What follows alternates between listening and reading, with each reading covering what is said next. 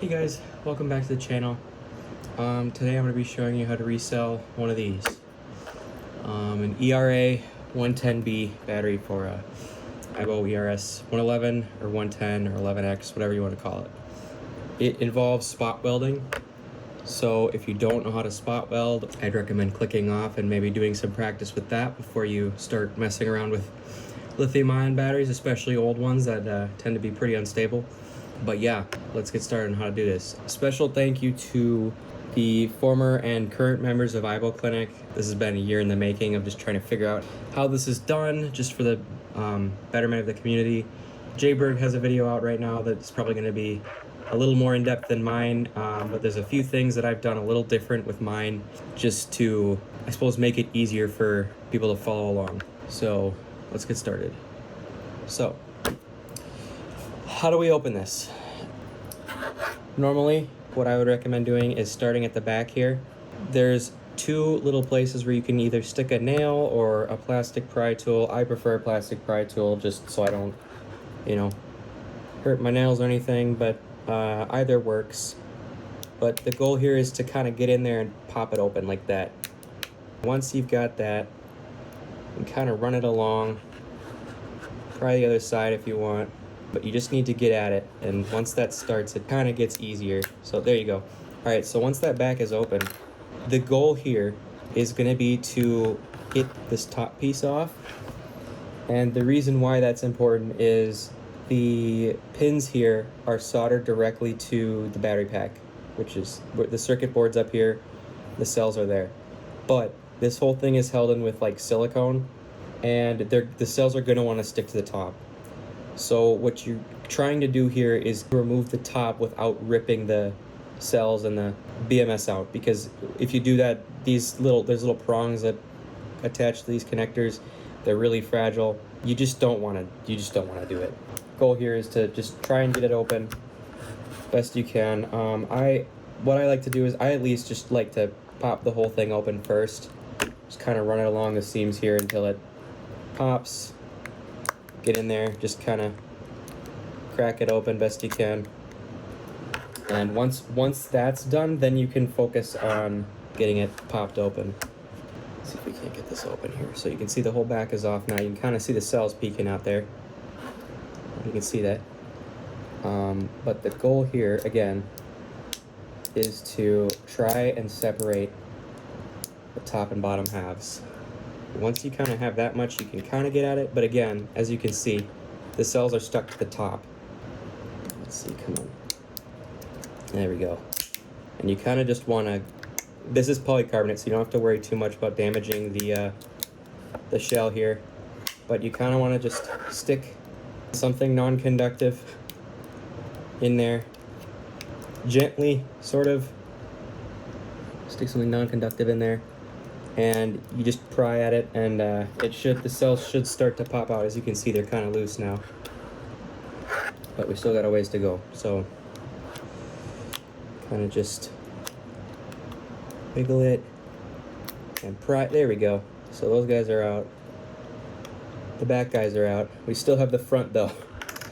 Thankfully, once you kind of have the back, you can at least hold the whole thing in place and open it, and it'll kind of just start to peel apart just like that. There you go. And then the front is where you want to be extra careful. There's some paper in there, and it just pops right open. You can see all of our contacts are still intact.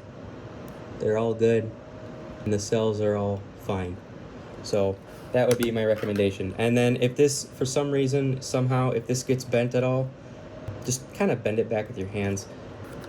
The other thing is, it's kind of hard to see here, but there's this fine little lip on the edge. It's very, very thin. And when you're prying at it, sometimes it's really, really delicate. It'll bend. It's pretty easy to bend this back, but you want to make sure that that's all bent and straightened back out before you reattach everything, because otherwise it's just going to be a pain to put back together. So yeah, so now this is apart, and we can get to desoldering these 3 pins here. All right, now we're going to desolder these 3 pins here, so we can pull the battery out.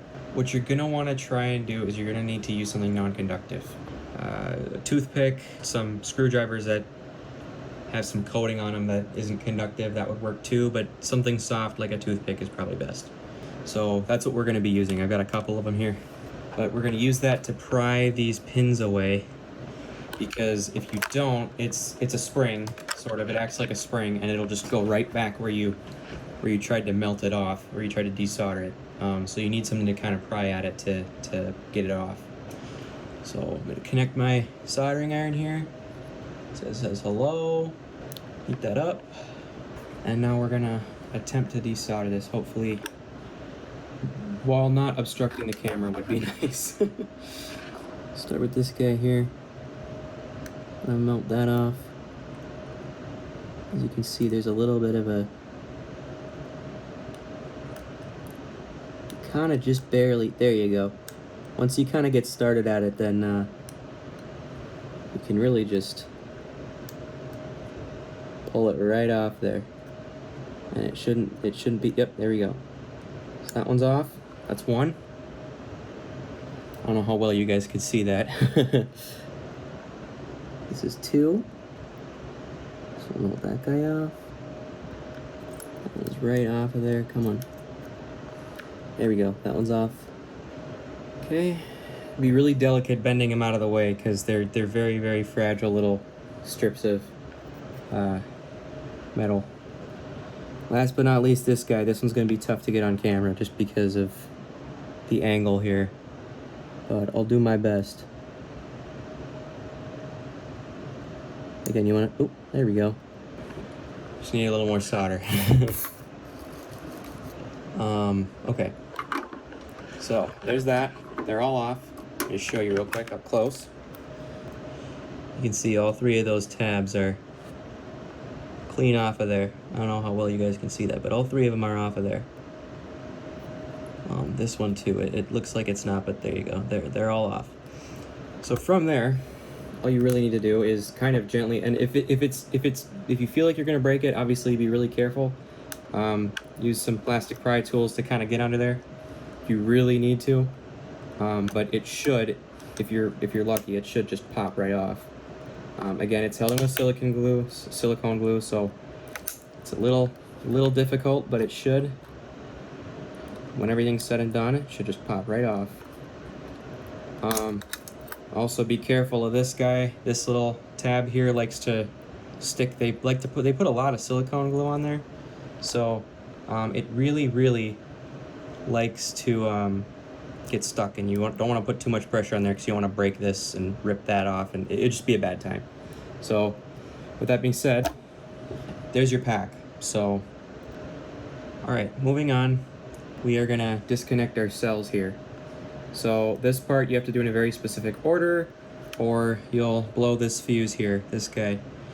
So yeah, I would suggest getting some sort of, it could either be metal or plastic. I prefer metal, but just know when you do that, you risk shorting something out, assuming the pack's not dead, which a lot of these packs aren't, but the ones I'm working on are completely dead. They are not coming back to life anytime soon, so I don't really need to worry about it.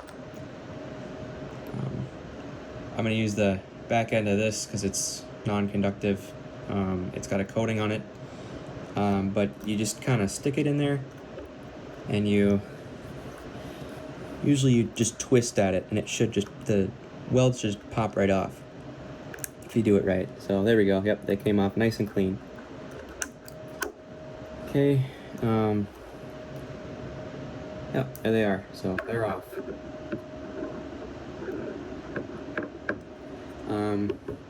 Well, one of them is. The other one still has to come off, so we'll get that one too. Wait, hang on. You gotta flip it over to do this one. Same principle, you just pry until you kind of hear a pop. There we go, they're off. That one was particularly nasty there, but you can see they're off. There's a little dimples there, or the spot welds. I would avoid using plastic if you can. It's just not quite as durable, and you're, again, breaking welds here. So you kind of need it to be durable.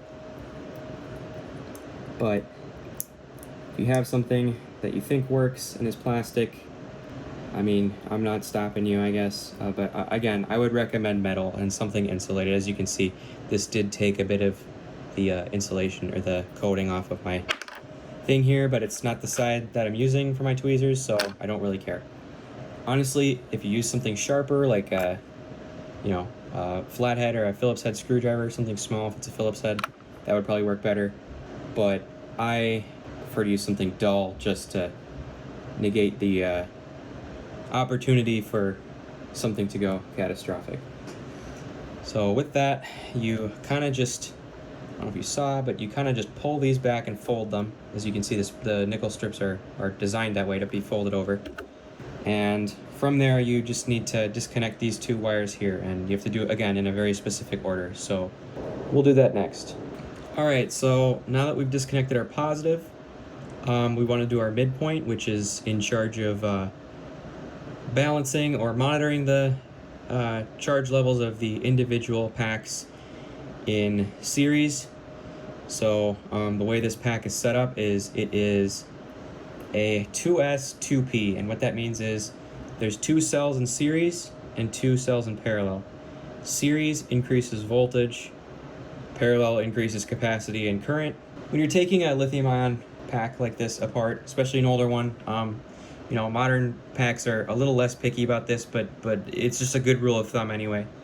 When you take stuff like this apart, you always want to do positive, middle point, the sensor here, which is in charge of balancing, like I said, and ground. We'll just call it the midpoint to make it simple. It's a midpoint, but you do positive, midpoint, and then ground, and that's a good rule of thumb for pretty much everything, especially the AIBO batteries. They all have to be disconnected that way, or things will be upset and you'll probably blow a fuse. So getting started, we just need to clip that midpoint there. Grab some pliers here and cut it apart like that. There you go, there's your midpoint. That guy's off. Last but not least, we got to do our ground.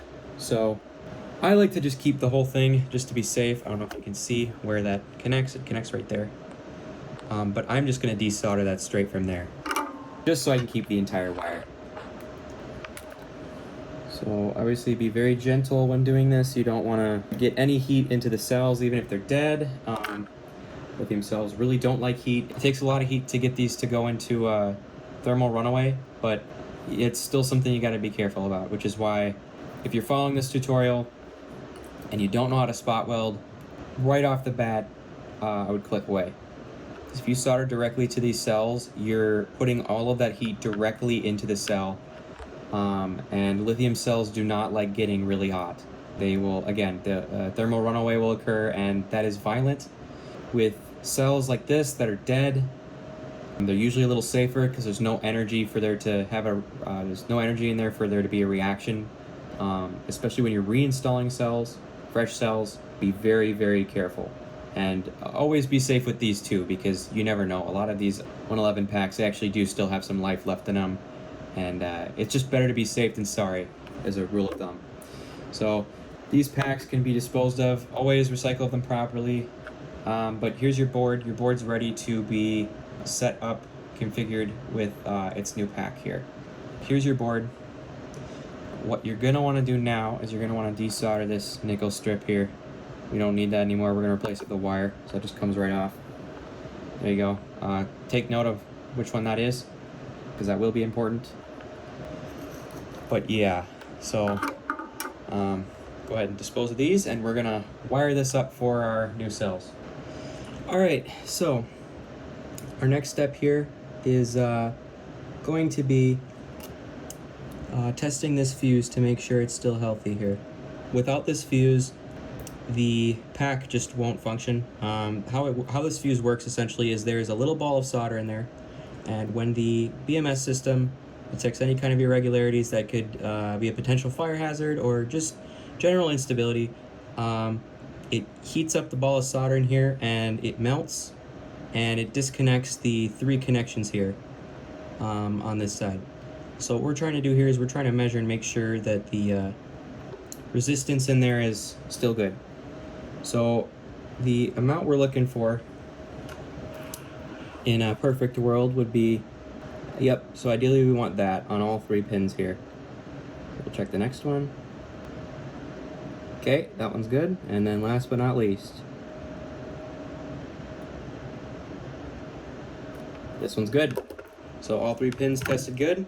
So this fuse is ready to be reused, and assuming everything is installed correctly, it should still be able to carry out its proper function. So let's get to preparing this to be wired up to its new pack. Alright, so now we're going to start soldering our wires up so that they can accept the new pack that we're going to be installing here, the new cells. So what we're going to do first is we're going to solder here. And as you can see, I kind of bent the stuff out of the way here, just so that it can get a little bit of better contact. That should work. I like to do it on this side. It really doesn't matter what side you do it on, as long as it correlates to how your battery is going to line up later on.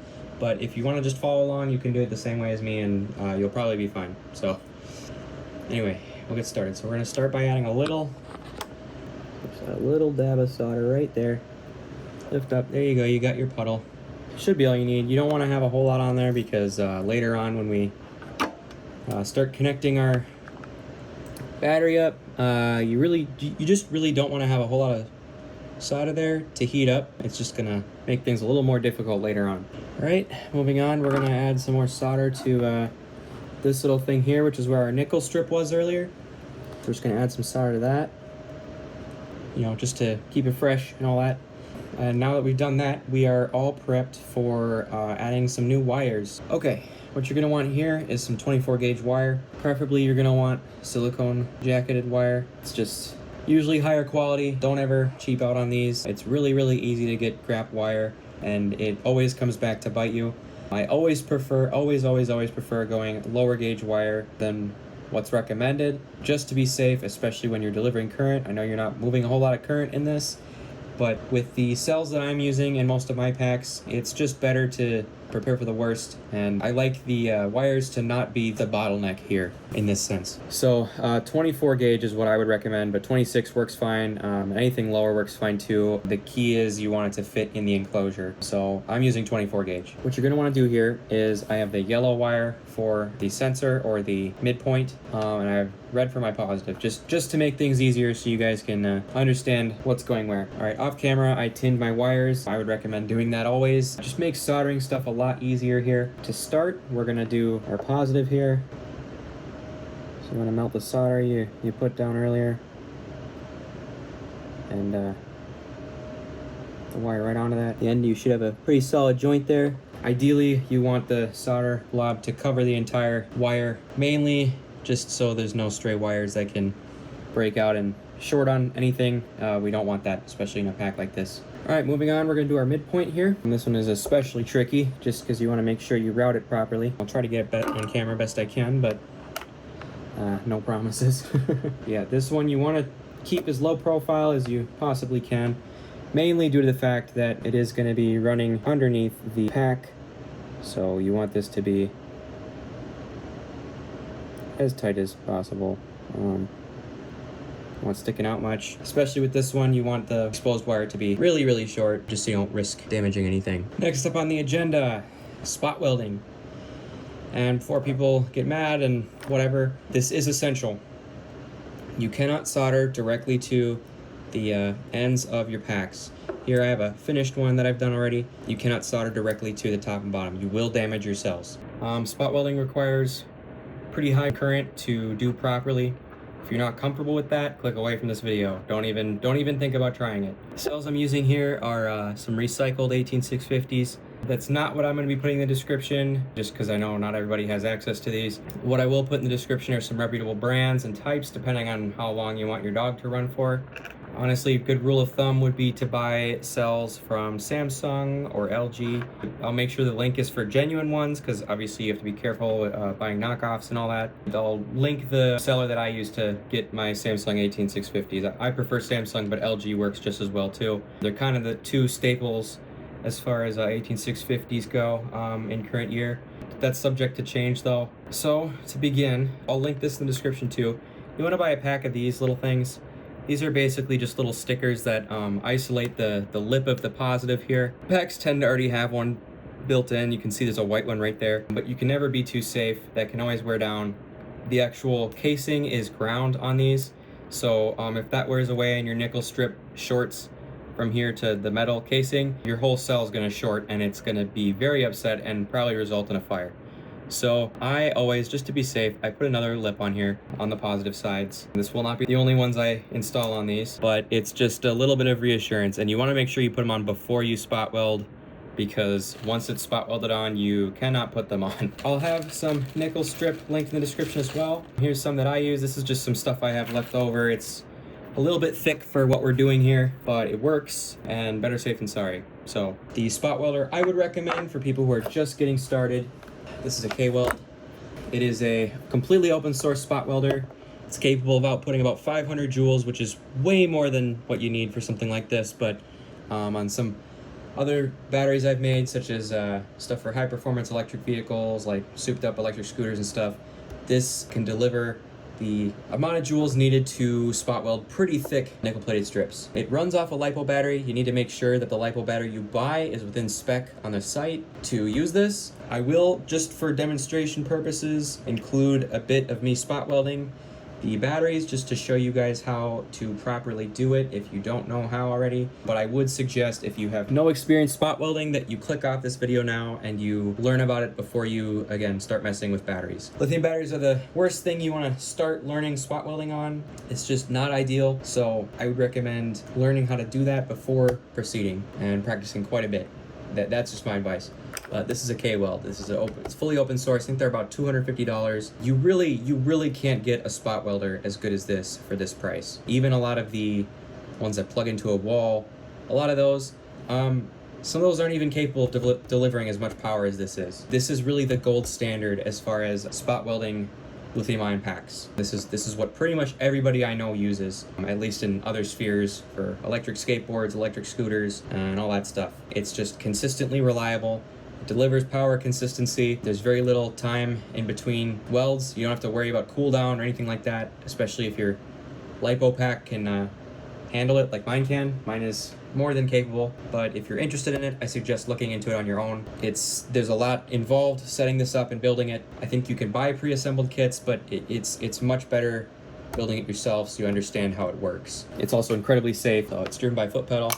That's how you complete the weld. But yeah, so you're gonna need to do that to create your pack here. And there's no getting around it. Don't solder, don't do anything like that. It's only gonna come back to bite you. Spot weld only. And do not buy the cheap, crappy spot welders off Amazon. They will not hold a weld for their life. They suck. They're horrible. If it's under $100, it's not worth it, in my personal opinion. A lot of the spot welders I've seen on Amazon, I've seen people buy them. They run off like 2 AA's, and the people act surprised when it doesn't create a solid weld. They're complete garbage. So either use this or use something industrial. Again, I would recommend this because you really can't beat it for the price, and it's more powerful than you'll ever need, more than likely. Completely adjustable too, extremely safe, very reliable. Yeah, K-Weld. You can get them from Canada, and they're not too bad. So plugging in the spot welder here. This is the LiPo pack I use. This is just enough power to max out this spot welder, even though I'm not going to be using anywhere near that much power. Always connect these positive first.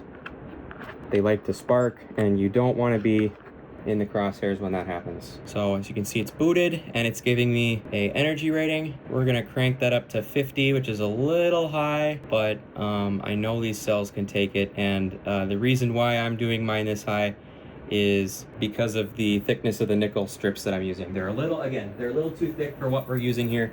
I'll link in the description some good ones. For my use case, 50 joules is what's going to get a solid weld here. So I'm going to take some nickel strip, I'm going to cut it off here, We're going to start with the terminals, a positive on one side and a negative on the other side, and then we'll connect the cells together. Small little side note here, always make sure you check the voltage of your cells before you spot weld them together. Sometimes they are charged a little high, and when that happens, you're going to have to probably discharge them manually before installing them into the BMS just to avoid sparking. Nobody wants sparking. Sparking is bad. So let's see what these are at. What do we got here? 4.1. That's pretty high for my liking. That's pretty much full. So I'm definitely going to discharge these once I assemble this pack. I'm using my discharging thing that you'll see later. Cells really like to spark when they're fully charged and you try to connect stuff to them. They don't like it very much. So it's better safe than sorry. So to start, we're going to take our positive here. This is going to be our positive terminal. Just going to move this guy out of the way for safety. We stick this right there. You want to make sure you don't, you want it to be just far enough that it's solid there, overlapping so it holds this little isolation thing down. Make sure it's a very, very solid contact. If it's not solid, it's gonna spark really bad and you have to try again. So you're gonna wanna press down really, really hard, make solid contact, press the foot switch. And when you hear a beep like that, that's a good sign. That means it was a solid weld. So then we'll do another one just to be safe here. And there we go, there's our spot welds. If it makes any other noise, that usually means that it was not a solid weld and you need to try again. But as you can see, those are on there. Not my best work, but that's on there nice and tight. You're not gonna be able to pull that off if you try. I always let the cells cool down just a little bit just in case, because the top does tend to get a little warm if you spot weld too many times in a row like I just did, because a couple of them failed. I'll include a clip of it failing just so you guys know what the noise sounds like. It does make a different noise if it's not a solid weld. So there's your positive. So once you've got your solid weld, you're gonna want to isolate that just to be safe. So the nice thing about the sticker pack that I have is it comes with the centerpieces not punched out. So you can see they're not punched out here. So if you just peel off a full pad here, like so, that will go over the entire thing. So you just kind of gently stick that right on top, press down, and then just to be safe, I like to put some Kapton tape on top of that, because a lot of these little sticker thingies, they're not held down by like a nickel strip like the underside one is. They just wear out and they don't stick very well. So probably best to double insulate. There's enough room in the case for it. It doesn't affect a whole lot, but you take your Kapton tape here, which is what I've got here. You just cut it to size, little Kapton tape, and you kind of just put it over the top here. And very gently, just get the corners, wrap it around, kind of like so. And then we also want to do one here so that we have some heat resistance for soldering later. On that part, you can either use Kapton tape or electrical tape. I prefer Kapton tape. It's just less likely to be damaged by heat and all that. So there we go. That's isolated, and you can fold this over. I'm actually going to cut mine a little bit shorter because that's quite a bit of nickel that I'm using there. So I'll cut that to size.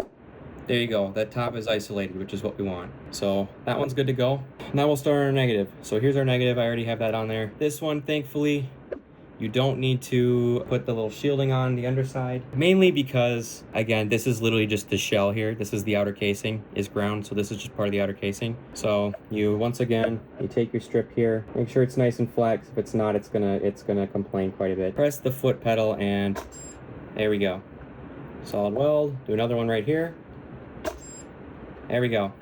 That guy's good to go. Again, once that's done, you want to take your stickers again, take another full one like before, another one of these, stick that right on top, just to be safe. And then grab our Kapton tape here, very nicely adhere that over the top, corners first, and then everything else. Kind of wrap that there. That should be good to go. And then same as before, we need to put one there. So bend that back just a little bit so you can get under there. Take your Kapton tape. I like to leave the negative just a little bit longer because it helps with the negative wire. If it might not be long enough, and honestly, if you keep the nickel strip long, it doesn't hurt anything. You just need to, make sure it's insulated. So there we go. That should be nice and insulated. Fold that over. I'm gonna cut this down just a little bit here. That should be good. Should be plenty of length, I think, to solder into our main board. All right, now that we've gotten our positive and negative set up here, we need to actually spot weld the two cells to each other in series. Series increases voltage, which is what we need for the pack. And you'll probably notice there's 2 less cells. That's because modern lithium-ion technology doesn't require as much cells to put out the same amount of power. So we really only need 2 to get about the same capacity, if not more, as the 4 in the older original pack. So we're gonna take our nickel strip. To cut it to size, we're gonna stick it here, leave a little hanging off on the end because we're gonna bend that, and that's gonna be our connector for our midpoint wire. And we're gonna start with negative here. And to make things smooth, try to center it best you can. Make sure it lines up with this strip down here. Make sure you put plenty of pressure on it. Press the pedal. There's your first weld. There's your second weld. So as you can see, it's lined up pretty good there. It's probably a little bit off, but that's fine. It doesn't really matter. Ideally, you want this to face up a little bit just so it doesn't interfere with anything. Now that we've done that, you're gonna want to take your stickers again, and you're gonna want to isolate this guy, protect it, keep it safe. Put some Kapton tape over it, as usual, just to protect it. This is just ground, so it's not gonna short. It's already on the ground. It's a shell. Now here comes the fun part that I would say the other arrangement I've seen doesn't have to deal with, but in my arrangement, it is a bit of a tricky situation. You want to make sure you line this up just right. And what I would recommend doing to do that, so you can always have too much, is you want to position them just like that, and you want to fold this over lightly, like that. And that should give you the exact spot you need to have your cell at. So right there. Ideally. Now that you have that, all you gotta do is spot weld it. A little tricky to do with the cell dangling there, but it is doable. Put your points there. Press the pedal, you get your good weld. Do the other one here. There you go, there's your solid spot weld right there. And if you test fit it, you can see it fits just perfect in there. It's nice and snug.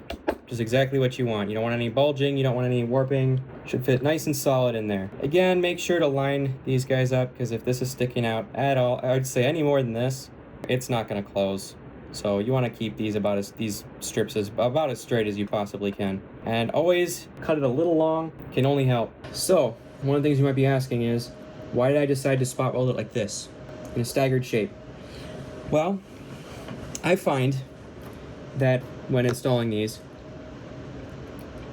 if you do it staggered, if you do it right, it's very easy to mess up. You can mess up this center piece and weld it wrong, and then you have some wiggle room and all that. When it's staggered like that, there is less of a chance of these cells moving around in there. You know, you can always secure them with silicone glue. That's fair. I mean, that's how they were from the factory. All that's silicone glue.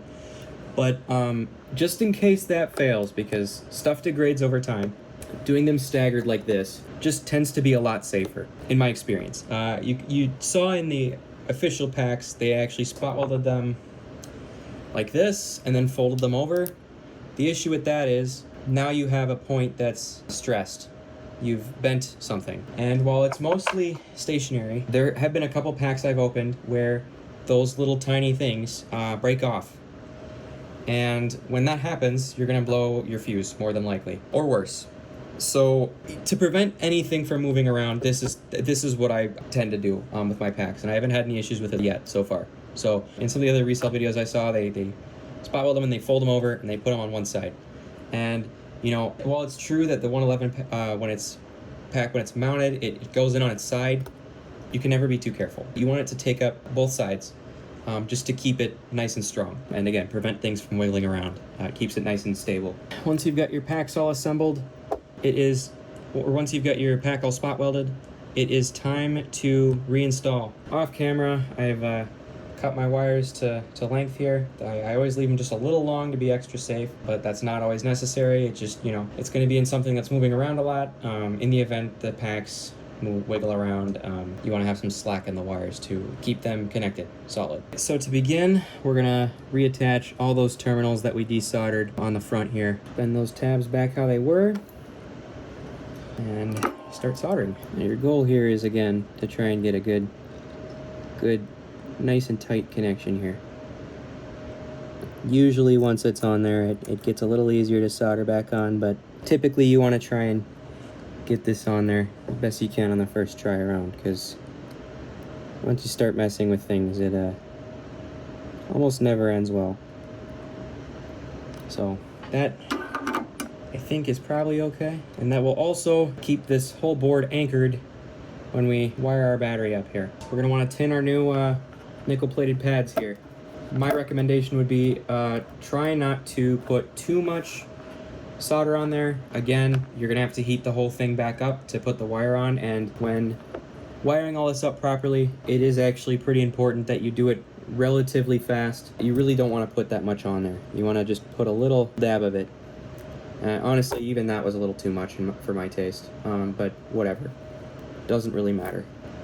There we go. And then last but not least, this guy. Moving on, it is time to finally install our pack here. I soldered outside of the pack, and then I kind of just force it all to fit together. It's a bit of a tight fit, but it works. We'll start with our negative here. You can see it takes a second to heat it up, but once it's heated up, it's pretty easy to make a solid connection. Also, this takes a second to cool down when you warm it up, so you might have to hold it there for a sec. It's going to be more of a pain later on, but we'll get there when we get there. This is the trickiest part of the whole setup. If you do this wrong, you run the risk of just your battery not working. So the method that I've figured out here, just by recommendation by a former AIBO Clinic member, to do this, put an alligator clip on the positive here, on the positive pad, and what you're gonna try to do here is you want to solder this on, and as soon as that makes contact, grab your alligator clip and clip that to positive. Taking note to stay away from the solder bead that you have there, because you're gonna need to use that later. So see if I can do it on camera. It's gonna be a little tricky, but I'll try. Kind of have to do it one-handed, but it's definitely doable. It's just a little bit hard. So heat this up, tuck it right on there real quick, and within a couple seconds, clip onto that. You can always go back and resolder your stuff here. I would say you really have about 2 to 5 seconds to do this properly. But once it's all hooked up, you should be okay. So now we can go back and we can properly connect this wire here, now that it's making a good connection and all that. That's good to go. Now, you might be wondering, you can't leave the alligator clip in there, right? Like, that would be stupid. The only reason we did that is to complete the connection super fast.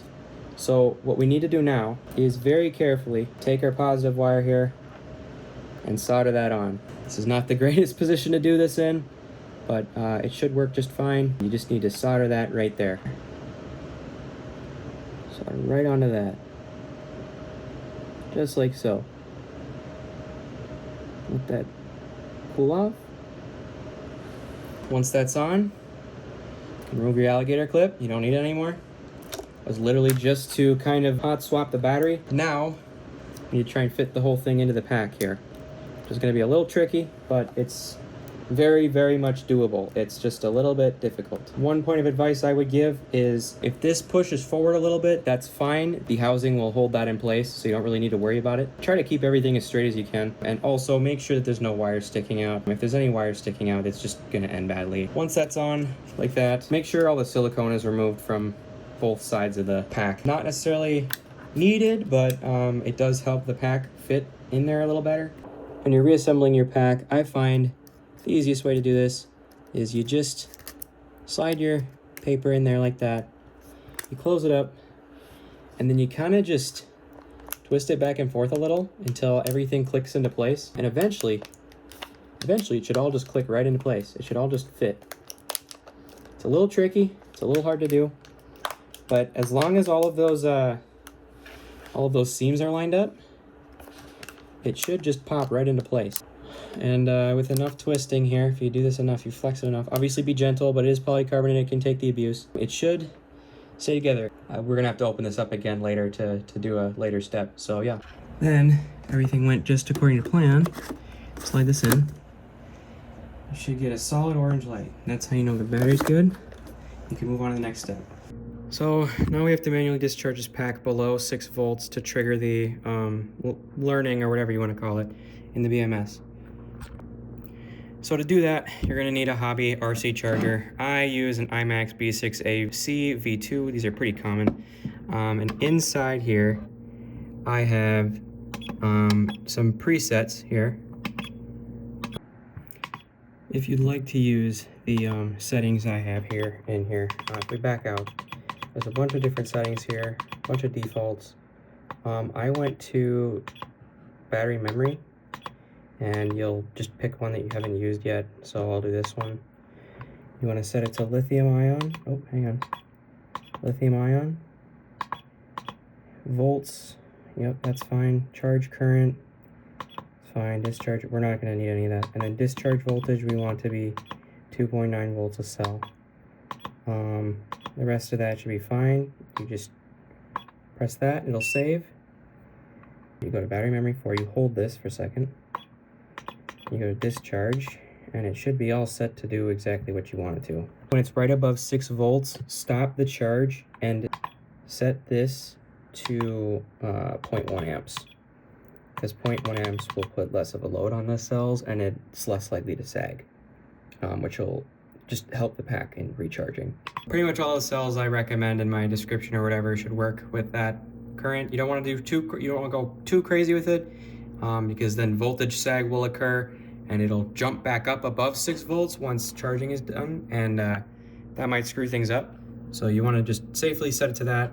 And then what you want to do here is very, very delicately get your pack out, and you're going to want to clip.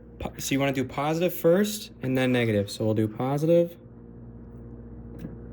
right there, and negative's over here. I don't know if you can see it. Negative is right there. And if you do it in that order, it shouldn't spark. It should be fine. And then what you want to do is you hold start and hit go. And it should try to discharge the pack below 6 volts. When that's done, we can reassemble our pack again and do our maiden charge. So once the pack is discharged to the right level and the alarm goes off and all that, what you're going to want to do is you're going to want to disconnect it, negative and then positive, and then you're going to take your pack again, stick it in the station, and this time you wait till that turns green. It's going to take a really long time, but if you did it right, it should turn green. And the best part is, with this recell method, the dog will go into charging pose on the first try. It shouldn't need to learn or anything. It's just that initial charge. You'll figure it the rest of the way out. Once the initial charge is over, you're going to want to open the battery shell up one last time, as we're going to put some glue in there to keep the shell casing shut. What we're going to want to use is a Gorilla Glue branded clear glue pen, and we just want to use it in the corners of the shell. Any more than that and it's never going to open up again, and you don't want that. We want it to stay shut reliably, but we also want it to be able to be opened up again in the future when the cells need to be replaced. Once this is done, you're going to want to take either a vice grip or some clamps, and you need to clamp the pack shut for at least 24 hours just to let the glue cure. After that's done, it should be ready to run in your dog. So if all went according to plan,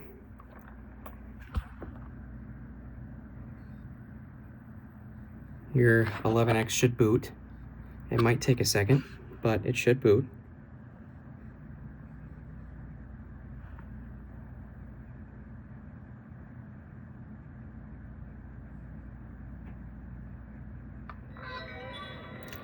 And there you go. You've successfully reselled 11X battery. Thanks for watching.